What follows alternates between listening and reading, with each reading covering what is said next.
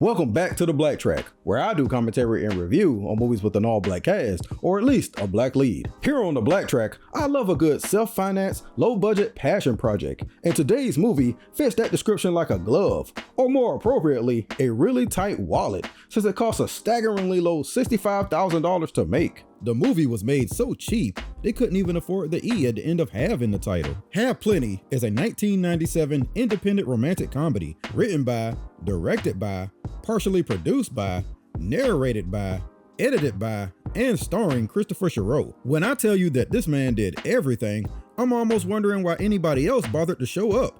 He might as well have played all the roles and did the soundtrack too. Funny enough, Chereau didn't even want to star in the movie at all, instead hoping to have his character portrayed by somebody else. But this somebody else, who I couldn't find a name for, apparently had another engagement. So without any options for a small film like this, Chereau decided to step into the lead role himself, which I don't hate, because I feel like he's the best part of the film ironically. Plus, Hav Plenty is supposed to be based on a true story about a part of Christopher Chereau's life when he was in unrequited love with an A&R from Def Jam named Drew Dixon. And yes, it's a woman. I know the name throws you off. Hav Plenty debuted at the Toronto Film Festival in late '97, but didn't get picked up by a major studio until 1998. The movie Hav Plenty is about a guy named Lee Plenty, played by Chereau, who goes to spend a weekend at a New Year's get-together in DC, hosted by his childhood crush, Haviland Savage, played by Chenoa Maxwell. What follows feels like one of those stories that somebody tells you that sounds like bullshit, but it's too crazy not to be true. With a budget that barely qualifies as shoestring, more like Velcro, does the movie Hav Plenty make up for it with good characters and a fun story? Let's BlackTrack and find out.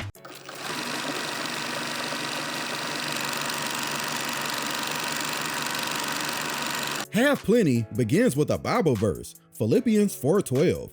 And I'm reading it thinking that the only reason they chose this verse is because it has the words "have plenty" in it. I know it took everything to resist the urge to use the more famous next verse, "I can do all things through Christ who strengthens me," but honestly, that verse applies more to the story that's about to happen, because Lee Plenty is going to need all the strength he can get this weekend. Hav Plenty begins with some VHS footage, and no, that doesn't mean that this footage took place a long time ago. Remember, it's 1997. Camcorder footage was still a thing, so this is something modern. Haviland Savage is celebrating her engagement to a famous R&B singer and songwriter named Michael Simmons. But don't get too attached to him. You won't be seeing him again anytime soon, but you'll damn sure be hearing a lot about him. Michael Simmons is played by Hill Hopper, probably the most famous person to come out of this movie. Remember when he was that dude Dana on the Chictionary episode of The Fresh Prince? This footage is being watched by Lee Plenty while he house sits for Haviland, and clearly is going through all her stuff. They grew up together though, so I guess it's cool since they would have had a brother-sister relationship if he didn't have a massive crush on her. Knowing the context and that this is the director cracks me up every time Lee appears on screen. It's so obvious he wanted nothing to do with playing the character, and it comes across like he didn't even prepare for the part and literally just stepped from behind the camera to deliver his lines. His hair is disheveled, his outfit barely changes, and his line delivery feels like an inconvenience. Quentin introduced us. Quentin Tarantino. Excuse me, you dropped something. What did I drop? A name. I don't give a fuck about Eddie Murphy's house. I don't give a fuck about Michael Simmons, a big-time songwriter. And I for damn sure don't give a fuck about no Quentin Tarantino. Ooh, that kind of felt like an inside jab. Do I sense a little independent filmmaker rivalry? All the shortcomings work though, because Lee is supposed to be homeless and broke. So why would he have 6 outfits for just one weekend? Or act like he gives a damn? And it's this I don't give a F about anything happening around me mentality that really endeared me to the character. That and the fact that he seems to be trying his best to channel a black Jim Carrey. I'm not getting defensive. You're just showing off. No, I'm not. Yes, you are. No, I'm not. Yes. You are. Girl, people only open the door like that when they're trying to start something. Lee drives down to DC for the New Year's party, which is taking place at Haviland's mother's house. The house itself is unimportant to the story, but some aspects of it add context to some of the sillier aspects later on, like the fact that there's an intercom in every room. Haviland is the main female lead, but I also feel like she's the most boring and uninteresting. The other players that she introduces during her exposition are far more interesting than she is. Joining us for this wacky weekend is Haviland's own sister, also named Lee, but spelled in the feminine way, played by Robin Lee in her first film. Damn, it's too many Lees. Lee is coming with her husband, Felix, played by Reginald James, and Lee Plenty is informed not to say anything weird around them because them fighting. The next and last character is Haviland's best friend, Caroline Gooden, played by Tammy Jo Tanaka, also in her first film. Hey, a few more character introductions, and you could have easily shifted this into a murder mystery. The movie doesn't commit many sins, but one small nitpick is the characters being introduced through exposition. I'd rather learn how insane they all are through watching their actions over time. You know, like in that movie Clue, where you didn't know anything about the people until halfway through the film. Anyway, Caroline Gooden immediately takes a liking to Lee Plenty, despite him being brutally honest about his living situation. Oh yes, where do I live? I'm homeless. You're serious? Why can't you just find another place? I'm broke. She can fix him. For whatever reason, she wants him really bad. Hey, I thought only men were supposed to fake laugh at jokes when they wanted some. Obviously, we're the only ones who can pull it off, because Lee rejects her at the last moment, and Caroline goes to the #1 line whenever some women feel rejected. He's gay. What? He's gay. In reality, Lee has feelings for Haviland and Haviland only, despite the fact that he pretends that he doesn't, and the fact that she's engaged to that famous singer. The tabloids recently revealed that Mr. Michael Simmons was seen with another woman, so Haviland herself is questioning their relationship. So this whole situation is a bit of a mess already. It's also as if Haviland knows how Lee Plenty feels about her, so she keeps putting him in situations where he would fail spectacularly otherwise if he actually gave a fuck. It's like she's trying to test how well he functions in her world, and he keeps rejecting everything she stands for, not on purpose. He just doesn't know how to be anything else but bum-ass Lee Plenty. I like it, because he can't be influenced by the fake intellectual bouginess of Haviland and her friends. For instance, Haviland drags him out to a lunch with her sister, father, and this one lady who supposedly Haviland needs somebody to run interference for, named Alexandria Beaumont, who really didn't seem all that bad to me. They keep trying to make Lee Plenty feel bad about his life situation, but he's just like, yeah, I'm a bum, but it stands for bitches underestimate me, mess with your boy. And then it gets really weird when they start fawning over Haviland's soon-to-be ex-fiance's latest album. There we go. Love 40. Love 40, what's that mean? He's got 40 women? No, idiot. It means that it's a lyric from one of his songs. Love 40. Love beat down. Gatting on love. Crack addict. What's crack addict about? Check the lyrics, money. Crack addict. I'm a crack addict. Girl, I'm addicted to your crack. What? Excuse me, but Michael is a genius. Excuse me, but Michael can play 11 instruments. Well, look, what you must remember is that he's been writing music since he was, what, 6 years old? He has. They talk about this guy the way people talk about R. Kelly. It's like that one Boondocks episode when they asked that fan why she still likes R. Kelly despite all his allegations, and all she could say is, "'Cause he good." Now, why did you come out here to support R. Kelly? 'Cause he good! Lee is actively writing the story of this weekend while it's happening, so the movie is kind of meta in more ways than one. At this point, it's easy to think that Hav Plenty has squandered its original premise. I mean, the party is over, and it's a new day, but all these people are staying for the entire weekend, so we have plenty of things that can still happen. Okay, I'm sorry about that.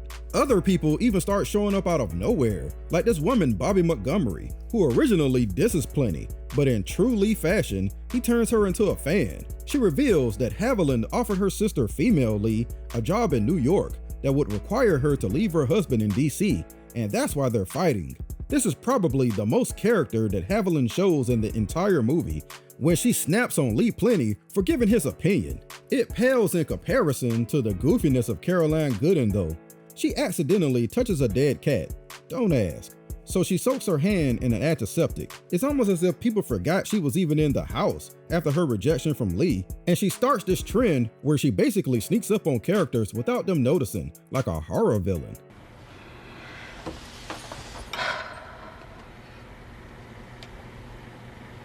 Next to Lee Plenty, she's the funniest person here. She just keeps doing stupid shit. Never in any movie have I ever seen this many signs not to flush a toilet. And what does she do?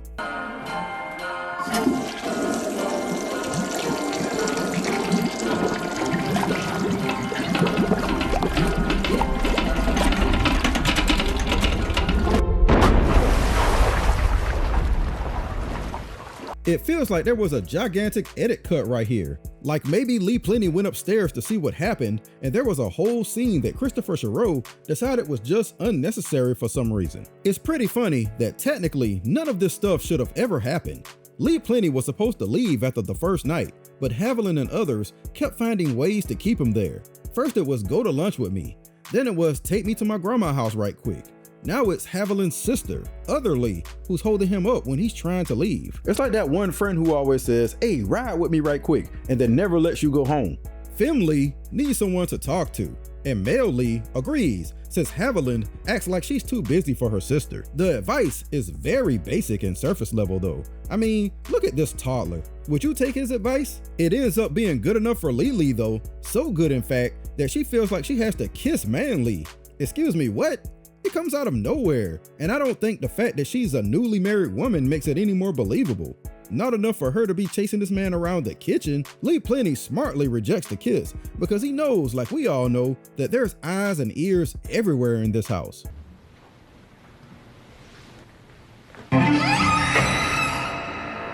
Not that he would have done it anyway. He's in love with her sister, remember?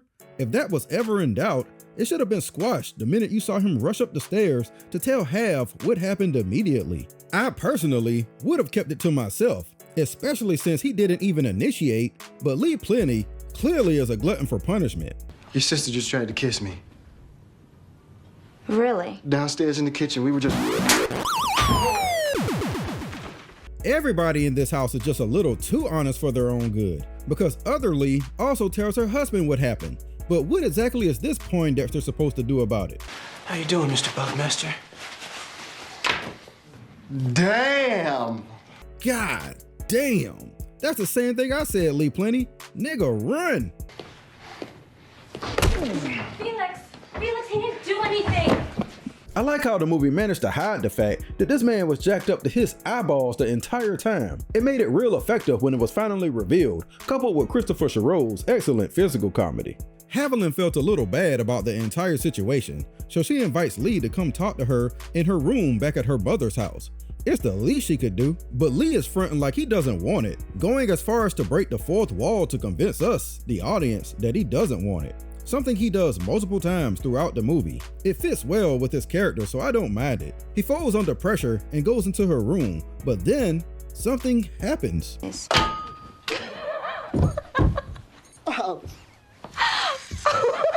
What the fuck happened? No, seriously, I'm not making a joke. I have no idea what happened to his foot. I went back and watched the movie over and over, even looked online thinking I missed something, but found nothing. It feels like another one of those scenes where something important was edited out, but they left the aftermath in because it was funny. Somebody in the comments has to know. Smarten me up. Anyway, Lee Plenty has been through it tonight, and since he's essentially being held hostage, don't you think he deserves a little compensation, Haviland? Ah, yeah, this is more like it. Lee, Yeah? I'm not gonna let you make love to me. Are you angry? No. You're not angry? No. Lee, I know you don't know this about me, but I'm a freak. Uh-huh. So? So that's how I am. That's how I think. When I'm in somebody's arms, I want to feel like the sexiest bitch alive. And if I don't, then I don't want to be in their arms. So you're saying that because I'm not getting angry, you don't feel sexy? I'm sorry, that's just how I think. Why don't you go read up on how freaks are and how we think? Girl, what the fuck are you talking about? I had to let y'all hear the extended explanation, just so you could process how batshit it was. But there's a reason for her behavior. All throughout the movie, we've been getting glimpses into just what type of person Haviland is. She's power hungry and has a superiority complex, which leads to her always needing to be in control. That's why she keeps asking Lee Plenty to do stuff he doesn't want to. That's why she's trying to get her sister to move to New York to work for her. and that's why she's having issues with ending her relationship with Michael Simmons. Once everybody figures this out about her, they end up in much better situations. Oh, now you're just showing off, Felix. Speaking of Michael Simmons, Mr. Love 40 himself, he shows up at Haviland's office trying to win her back. And despite this being his only screen time, the movie makes good use of it, showing just how crazy people go for dude. So much so, he can't even get a good proposal out to Haviland. Haviland doesn't say a single word during this speech, which I think really drives home how full of himself he is and her control issues. They did a lot with the little in this scene. Originally, this movie was supposed to end about here. Haviland goes home and finds a letter from Lee Plenty telling her how he feels and confessing that he loves her. Then her friend asks her if she'd like to go out to the club tonight, and Haviland's all like, Sure. That ending leaves it ambiguous as to whether Lee and Haviland ever get together. Of course, in real life, we know it doesn't happen, but I like the movie leaving it up in the air, and that's the way Christopher Chereau wanted it. Now you know by now how this story goes. The studio who distributed the film, Miramax, did not like that ending at all, and demanded some extra shoots to make it happier. But in a twist to what I usually think about these changed endings, I don't actually have a problem with this one for only one reason. Remember the end of the movie, Pee-wee's Big Adventure, when Pee-wee is watching his character on screen and he's played by James Brolin of all people? Well, Hav Plenty does something similar when it recreates the punching scene but recasts everybody with actors completely unexpected for the budget of this movie. Haviland is played by Nia Long. Lee Plenty is hilariously played by Shamar Moore. Caroline Gooden is played by Lauryn Hill, and Felix is played by Mekhi Phifer. Oh, and Haviland's sister Lee, played by Chili from TLC, because of course, why not? All these famous people suddenly in one room makes it really obvious that somebody else stepped in to finish this film. Hav Plenty goes full meta at this point, and it's revealed that it's 1 year later, and all the characters from the main film are watching themselves at the premiere of this movie within a movie that Lee Plenty wrote and directed based on his experience from that New Year's weekend. The names are changed, but they know it's them. So to try to make it less confusing, Christopher Chereau wrote and directed a film called Hav Plenty, based on a true story from his life, which was about a guy named Lee Plenty who wrote and directed a film about a true story from his life, which then gets turned into a movie within a movie called True Love, since the main characters are named Trudy and Chris Love. Get it? True for Trudy and Chris Love for love, just like Hav for Haviland and Plenty for Lee Plenty. Yeah, it's a little too meta and heavy-handed, but I don't think it actually hurt the film. It just was a little unnecessary to the overall story, and it's too happy of an ending. Everything comes together too perfectly. It's also mildly hilarious that the movie within the movie ends with the actual ending that Christopher Chereau wanted for Hav Plenty. It's almost like Miramax was trolling him. They even get co-producers the Edmonds in on the gag. First, what we need to do is make arrangements to fly out to California so we can sit down and discuss the changes that need to be made. Changes. Changes like what? Well, I think the film could use a more optimistic ending. Optimism. But wait a minute. I wonder who played Michael Simmons in the movie within the movie. I betcha I know. Let's get to the grade.